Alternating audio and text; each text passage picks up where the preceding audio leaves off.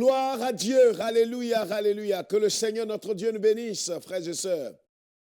Messieurs, dames, nous sommes toujours heureux de partager la parole de Dieu avec vous. Notre Dieu et notre Père, nous te disons merci de nous donner toujours l'occasion et l'opportunité d'être en ta présence et de te glorifier. Parle à nos cœurs et enseigne-nous, éduque-nous à mieux te connaître dans ces temps troubles. Merci Seigneur que je diminue, que toi seul sois élevé. Gloire à toi, au nom de Jésus-Christ. Amen. Que notre Dieu qui est toujours fidèle nous garde et nous bénisse. 1 Thessaloniciens chapitre 4. 1 Thessaloniciens chapitre 4. Le verset 1er jusqu'au verset 3.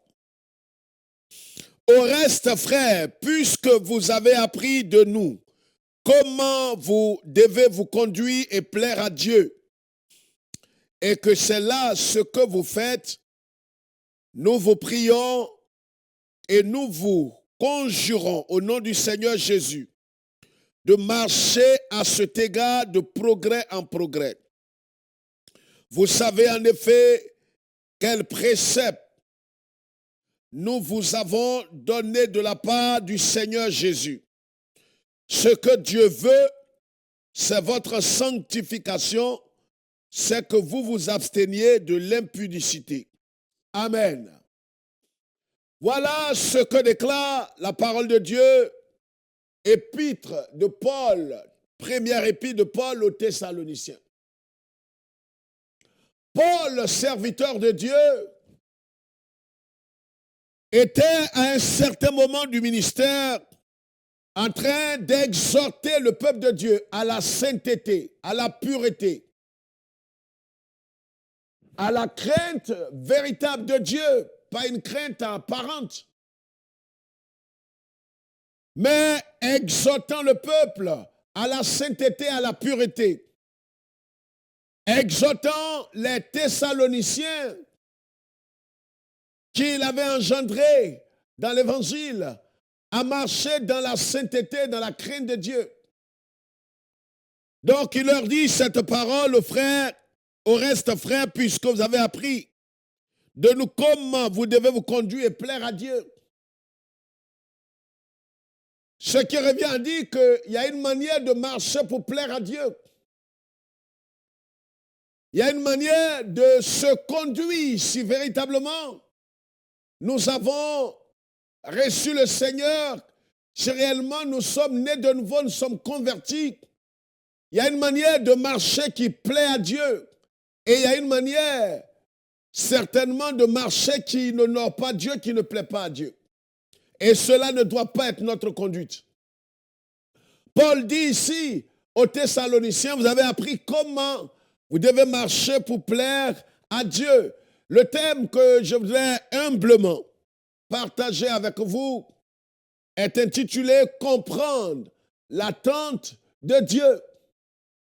Qu'est-ce que le Seigneur attend de nous en tant qu'enfants de Dieu, en tant que disciples de Jésus-Christ? Qu'est-ce que le Seigneur attend de chacun de nous? Ici, Paul le dit clairement, vous devez marcher de la manière la plus honnête, marcher de manière à plaire à Dieu. Parce que nous avons ce que nous avons appelé les théologiens libéraux qui disent que dès que vous avez Christ, vous n'avez plus rien à faire. Pourquoi? Parce que votre vie, non seulement est garantie, est sécurisée, ce qui est vrai d'une part, mais vous n'avez plus d'efforts à faire. Ce qui n'est pas vrai. Nous devons nous conduire de manière à plaire à Dieu. Nous devons nous conduire de manière à honorer le Seigneur. Nous devons nous conduire de manière à véritablement célébrer le Seigneur, donner gloire au Seigneur par notre vie et par notre attitude. Et c'est ce que Paul dit ici dans cette première épître aux Thessaloniciens. Nous voulons souligner 4 choses importantes que Dieu attend de chacun de ses enfants. La liste n'est vraiment pas exhaustive, mais nous devons comprendre ces 4 choses importantes. La première chose, donc, comme nous l'avons vu ici, Paul dit ce que Dieu veut. Il y a des choses que Dieu attend de chacun de nous. Et nous devons comprendre l'attente de Dieu. Qu'est-ce que Dieu attend de nous? Est-ce que le Seigneur attend des sacrifices de moutons? Est-ce que Dieu attend que nous lui apportons de l'argent? Est-ce que Dieu attend que nous fassions ceci ou cela? Qu'est-ce que le Seigneur attend de ses enfants? C'est important de comprendre ces choses dans la marche chrétienne. Parce que nous pourrons aller plus loin. Marcher pendant des années et ne pas savoir véritablement ce que le Seigneur attend de nous. Mais à un certain moment, nous devons savoir qu'est-ce que le Seigneur veut. Est-ce que le Seigneur veut que nous fassions ceci ou cela? Ici, Paul le souligne. L'une des choses les plus importantes. Il dit ce que Dieu veut, ce n'est pas d'abord votre confort immédiat. Ce que Dieu veut, ce n'est pas votre enrichissement. Ce que Dieu veut, ce n'est pas votre prospérité financière. Ce que Dieu veut, ce n'est pas d'abord même votre santé physique. Ce que Dieu veut, comme il le souligne ici, la chose la plus importante, c'est votre sanctification. C'est que vous soyez mis à part pour Dieu. C'est que vous soyez sanctifiés. C'est que vous soyez complètement délivrés, mis à part, sanctifiés. Et que vous ne soyez pas emportés par l'amour du monde. Mais que vous marchiez dans la sainteté, dans la crainte de Dieu, dans l'obéissance à Dieu. Donc, qu'est-ce qu'il dit? Il dit ce que Dieu veut, c'est votre sanctification. Ce que Dieu veut, c'est que vous soyez mis à part pour Dieu, que par votre attitude, votre vie honore Dieu, que votre comportement, votre vie de chaque jour honore le Seigneur. Donc, premièrement, notre sanctification, sans laquelle nul ne verra le Seigneur. C'est ce que la Bible dit en hébreu. La sanctification sans laquelle nul ne verra le Seigneur. Être mis à part pour Dieu. Être entièrement pour le Seigneur. Être véritablement détaché du monde. Le Seigneur le dira, vous êtes dans le monde, mais vous n'êtes pas du monde. Vous ne devez pas vivre selon le principe de ce monde. Donc, la sanctification est ce que Dieu attend de nous. Fait partie des choses que Dieu attend de nous. Est-ce que nous comprenons cela? Est-ce que nous savons que le Seigneur veut notre sanctification? Le Seigneur veut que nous soyons mis à part pour lui. Le Seigneur veut que nous marchions dans la sainteté, dans la pureté de cœur. Le Seigneur attend cela de nous. C'est pourquoi nous pourrons crier, nous pourrons sauter, faire toutes sortes de gymnastiques. Mais si nous ne marchons pas dans la sainteté, alors, comme la Bible dit, heureux ceux qui ont le cœur pur, car ils verront Dieu. Recherchez la sanctification sans laquelle nul ne verra le Seigneur, dit l'Écriture. À ce sujet, beaucoup vont jusqu'à dire, non, c'est parce que la Bible veut dire. La Bible parle plutôt de récompense. Non, c'est parce que la Bible dit. La Bible s'explique par elle-même. Elle dit, recherchez la sanctification sans laquelle nul ne verra le Seigneur. On ne peut même pas parler de récompense si nous ne voyons pas le Seigneur. Ce qui revient à dire que si un homme est véritablement né de nouveau, il devrait demeurer par l'appui du Saint-Esprit dans la sainteté, dans la pureté jusqu'au soir de sa vie. Et cela nécessite une discipline.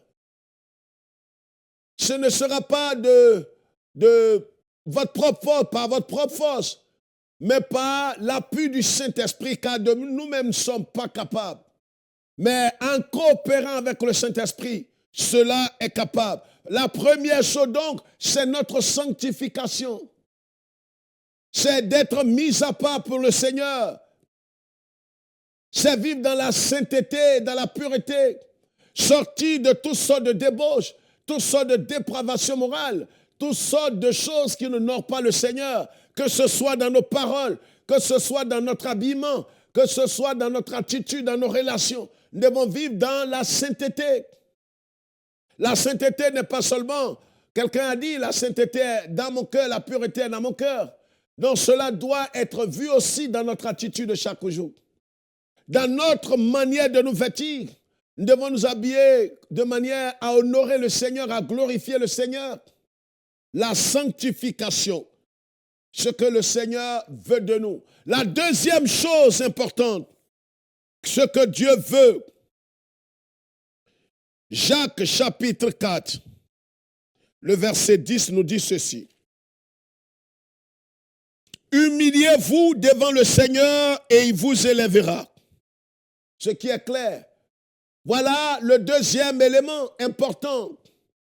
Parlant de l'attente de Dieu, ce que Dieu attend de nous. L'apôtre Jacques ici, serviteur de Christ, un homme qui avait marché avec le Seigneur, qui connaissait le Seigneur, qui avait vu la gloire du Seigneur, qui avait marché dans la crainte et dans l'obéissance à Dieu. C'est cet homme qui dit, humiliez-vous. Humiliez-vous devant le Seigneur et le Seigneur va vous élever. Humiliez-vous. L'humilité précède véritablement la gloire. On ne peut pas parler d'élévation véritable. C'est vrai qu'on peut fabriquer une élévation charnelle par nos propres stratégies, par nos propres moyens. Mais l'élévation qui vient de Dieu, l'élévation qu'aucun homme ne peut briser. Vous savez qu'il y a des bénédictions qui viennent de Dieu et il y a d'autres qui viennent de l'homme et du diable. La Bible dit d'ailleurs que la bénédiction de Dieu n'est suivie d'aucun chagrin. C'est pareil pour l'humilité véritable. Nous pourrons faire semblant d'être humbles, nous abaisser devant les hommes, nous coucher, mais si nous ne sommes pas humbles véritablement devant Dieu, et si Dieu ne voit pas, parce qu'en vérité, ils sont les cœurs et les reins, nous devons être humbles, frères et sœurs. Il y a tellement d'orgueilleux dans nos milieux. Chacun croit être le centre de la terre. Chacun croit détenir la vérité absolue. Chacun croit être le neveu de Jésus. C'est tellement imbu d'eux, parce qu'ils pensent être parfaits dans tous les domaines. Nul n'a le monopole de la vérité. Nul n'a la vérité absolue. Vous comprenez? C'est pourquoi nous devons être humbles, frères et sœurs. L'humilité doit nous caractériser. Dieu attend. La Bible dit que Dieu résiste aux orgueilleux, mais il fait grâce aux humbles. Je parle d'une véritable humilité. Je ne parle pas d'une humilité de façade, une humilité quelconque, une humilité hypocrite. Je parle d'une véritable humilité. Une humilité qui permet aux autres d'être avant nous. Et cette humilité est en train de disparaître dans nos milieux. Parce que nous nous battons comme des chiffonniers pour des postes, dans des comités, dans l'église, dans des organisations de pasteurs. Chacun veut tellement paraître. L'humilité est en train de quitter nos cœurs et nos milieux, nos assemblées. Nous sommes prêts à nous projeter comme des seigneurs. Nos photos maintenant sont dans nos temples. Des photos maintenant sur le temple de Dieu. À savoir si c'est véritablement un temple de Dieu. L'orgueil, le culte de la personnalité, toutes ces choses sont opposées, sont contraires à l'esprit de l'humilité. Les titres pompeux et stériles, cela montre que nous nous sommes éloignés de l'humilité. L'humilité, ce n'est pas simplement avoir un comportement ou une attitude juste en face des gens, mais dans chaque domaine de notre vie, nous devons manifester. dans toutes nos relations, nous devons manifester l'humilité vis-à-vis de ceux qui sont peut-être moins âgés, qui sont moins nantis, qui ont une situation sociale moindre. Nous devons manifester l'humilité. Le Christ qui s'est dépouillé, comme dit Philippiens chapitre 2 suivant, il s'est dépouillé, lui qui était l'égal de Dieu le Père, il s'est dépouillé. Il a pris la forme d'un serviteur. Et la Bible dit qu'il a subi la mort de la croix, la plus humiliante. L'humilité est mal perçue aujourd'hui. Nous confondons l'humilité et certaines vertus charnelles. L'humilité vient du cœur et se manifeste dans notre attitude, dans nos relations.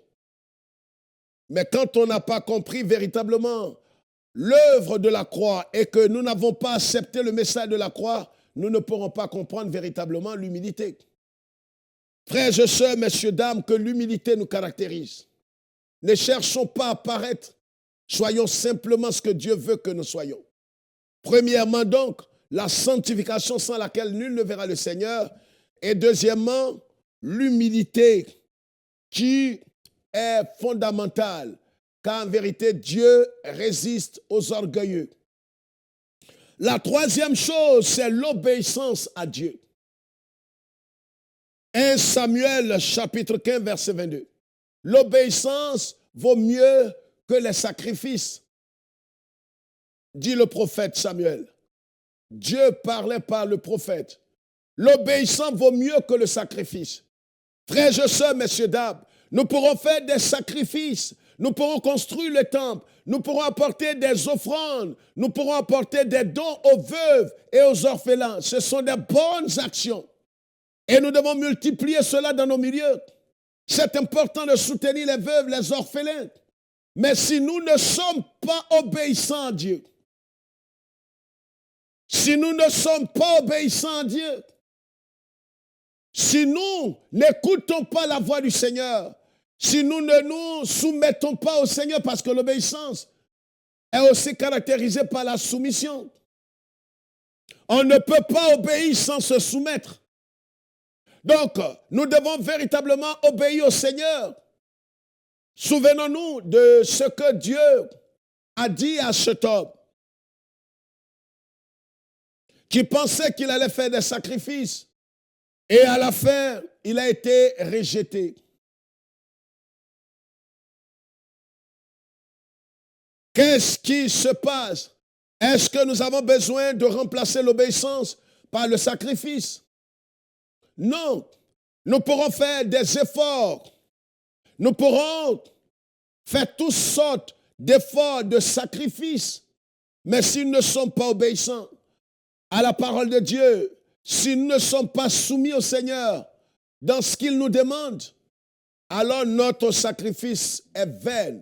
Notre sacrifice n'a pas de valeur. Notre sacrifice est stérile. Nous pourrons faire beaucoup de sacrifices. Malheureusement, aujourd'hui, beaucoup sont caractérisés, pensent que le fait de faire des sacrifices, de donner ceci ou cela, ce sont des bonnes actions. Mais si cela n'est pas suivi par une obéissance de cœur, une soumission de cœur au Seigneur, parce qu'on peut être en train de poser ces actes, qu'on ait des gens qui ne marchent pas et qui ne sont plus là dans la voie du Seigneur, mais qui continuent de marcher dans ses principes. Qu'est-ce que j'appelle ces principes? On leur a dit que même si tu ne crains plus le Seigneur et que tu n'es plus dans la voie du Seigneur, tu peux continuer d'apporter ta dîme et tes offrandes. J'ai vu des gens qui sont chez eux à la maison. Ils ont emprunté une vie qui n'honore pas le Seigneur. Un homme qui vit dans l'adultère, il a sa femme légale. Et il est chez une autre femme en train de mener une autre vie. Mais il est fidèle dans ses dîmes. Pourquoi? Parce que les pasteurs lui ont dit qu'il ne faut jamais manquer tes dîmes. Dieu va te protéger, Dieu va te garder, Dieu va préserver ta vie, Dieu va sécuriser tes avoirs. Alors, ces hommes, il y en a plein aujourd'hui dans les milieux évangéliques. Ils ne marchent plus selon la voie du Seigneur, mais ils pensent toucher le cœur de Dieu par leur offrande. Quelle bassesse! Quelle bassesse! C'est une illusion. Ce que le Seigneur attend de toi, c'est l'obéissance de ton cœur, la soumission. Regardez comment Dieu a agréé l'offrande d'Abel. La Bible dit que l'Éternel jetait un regard sur Abel d'abord, sur son cœur. Ce n'est pas d'abord l'offrande que Dieu regarde. C'est vrai qu'aujourd'hui, les imposteurs, les fossoyeurs de l'Église évangélique sont en grand nombre et disent des choses qui sont contraires. Ils font croire à ceux qui sont égarés, mal affermis, que non, vos offrandes vont parler pour vous. Vous pouvez continuer de vivre dans la pornographie, dans le lesbianisme, vous pouvez être pédé, vous pourrez continuer de voler à col blanc, vous pourrez continuer de falsifier des choses, mais si vous apportez vos offrandes, Dieu vous agrée. C'est un mensonge infernal. Dieu a d'abord regardé le cœur d'Abel avant d'agréer son offrande. Et c'est pourquoi aujourd'hui, vous allez voir des prostituées, vous allez voir des gens pervertis apportent leurs offrandes dans les églises. Parce que les pasteurs vont jusqu'à dire en grand nombre maintenant, et même des gens qui étaient des exemples et des modèles, ils vont maintenant jusqu'à dire l'offrande et l'argent n'a pas d'odeur. Donc, ils sont prêts à prendre d'où que l'argent vienne. Que ça vienne de la prostitution, de la drogue, des sociétés secrètes, ils prennent. Quelle honte! Nous avons rencontré il y a quelques années en arrière des gens dans un pays en Afrique de l'Ouest qui étaient prêts à donner des grosses sommes, une grande somme. Mais quand on leur a demandé d'où vient l'argent, ils étaient complètement perturbés. Ils ne savaient que dire. Et un s'est levé pour dire, pasteur, l'argent n'a pas d'odeur. Même si c'est l'argent de drogue, même si c'est l'argent des sociétés secrètes, on peut prier là-dessus. J'étais témoin quand il disait cela. J'ai eu froid dans le dos. Voilà où va l'église évangélique dans sa grande majorité. Ils sont prêts à prendre l'argent d'où qu'ils viennent, pourvu qu'on prie dessus. Ça, ce n'est pas l'obéissance à Dieu. On veut tellement bâtir des cathédrales et des temples qu'on est prêt à mettre la main partout. C'est ce que ce roi a fait. Il a apporté les bœufs, les veaux gras et il voulait faire le sacrifice à Dieu. Voyez, il se souciait de Dieu. Mais quand vous vous souciez de Dieu, Dieu se soucie de vous en regardant votre vie. Ce n'est pas l'offrande que vous apportez qui va apaiser Dieu. C'est votre vie de sainteté, de pureté, de crainte de Dieu. Une vie qui s'aligne sur Christ. L'obéissance fait partie de ce que Dieu attend de ses enfants. Et la dernière chose, dépendre totalement de Dieu. Matthieu, chapitre 6, le verset 33. Cherchez premièrement le royaume et la justice de Dieu, et toutes ces choses vous seront données par-dessus. Voilà ce que dit le Seigneur. La quatrième chose donc que je voulais souligner, ce que Dieu attend de nous, c'est que nous devons dépendre totalement du Seigneur. C'est pourquoi nous devons donner la première place au Seigneur dans notre cœur. Il doit avoir la première et la dernière place. Il doit avoir la prééminence dans notre vie. Nous devons lui donner toute la place dans notre cœur. Nous devons adorer le Seigneur en esprit et en vérité et lui donner premièrement la place. Si le Seigneur a toute la place dans notre cœur, alors il sera prêt à nous visiter. Bien-aimés frères et sœurs, messieurs, dames, vous tous qui nous suivez, voici ce que nous avons à partager avec vous. Comprendre l'attente de Dieu. C'est important que nous nous arrêtions un temps soit peu et nous cherchons à comprendre ce que le Seigneur attend de nous. Premièrement, notre sanctification. Si vous pensez être chrétien, que vous vivez comme un porc, un chien, et vous vivez dans le péché parce qu'on vous a fait croire que quand on est sauvé, on peut demeurer dans le péché et mourir et aller au ciel. C'est un mensonge. Vous risquez votre vie. La deuxième chose, c'est notre obéissance à Dieu. La troisième chose, c'est notre humilité, être humble devant Dieu. Et la quatrième chose dépend totalement de Dieu. Que Dieu nous bénisse, qu'il se souvienne d'Israël et de Jérusalem, sa capitale éternelle et indivisible. Nous vous aimons, le Maître vous aime par-dessus tout. Cherchons à connaître ce que le Seigneur attend de nous. Ces quatre choses sont importantes dans la marche. Shalom.